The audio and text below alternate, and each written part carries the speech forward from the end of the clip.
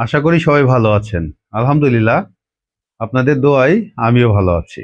আজ আপনাদের মাঝে কিছু কথা বলবো উদ্যোক্তা নিয়ে। অনেকেই আমার কাছে প্রশ্ন করে থাকেন, ভাইয়া আমি উদ্যোক্তা হতে চাই, আমি কোন প্রোডাক্ট নিয়ে কাজ করব, কিভাবে শুরু করব, আমাকে কিভাবে শুরু করা উচিত, আপনি আমাকে পরামর্শ দেন।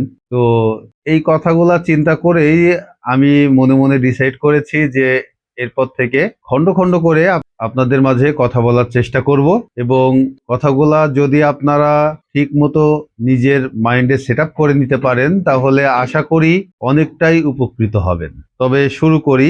একজন উদ্যোক্তা হতে গেলে প্রথম যেই কাজটি দরকার সেটি হলো মাইন্ড সেট আপ। এই মাইন্ড সেট আপ করতে গেলে উদ্যোক্তা মানেই কিন্তু রাতারাতি কোটিপতি নয়। আপনি যদি চিন্তা করে থাকেন রাতারাতি কোটিপতি হয়ে যাবেন, উদ্যোক্তা হয়ে কখনোই সম্ভব নয়। উদ্যোক্তা মানেই আজ না কাল পারবো, এই জেদটাকে মনের মধ্যে জাগিয়ে রাখাই উদ্যোক্তা হওয়ার পিছনে বড় একটি ভূমিকা পালন করতে পারে। স্ট্রাগল, সবাই যখন ঘুমায় উদ্যোক্তারা তখন জেগে থাকে, কথাটা কিন্তু অনেক গুরুত্বপূর্ণ। সবাই যখন ঘুমায় উদ্যোক্তারা তখনও জেগে থাকে।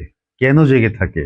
দেখেন, এখনকার গ্লোবালাইজের যুগে সবাই ম্যাক্সিমাম উদ্যোক্তা যারা হতে চান বা হয়েছেন বা ইচ্ছা পোষণ করেন তারা কিন্তু অনলাইনের উপরে টোটালি নির্ভরশীল হয়ে পড়ে। এই জন্যই এই কথাটা বলা হয়েছে, সবাই যখন ঘুমায় তখন উদ্যোক্তারা জেগে থাকে।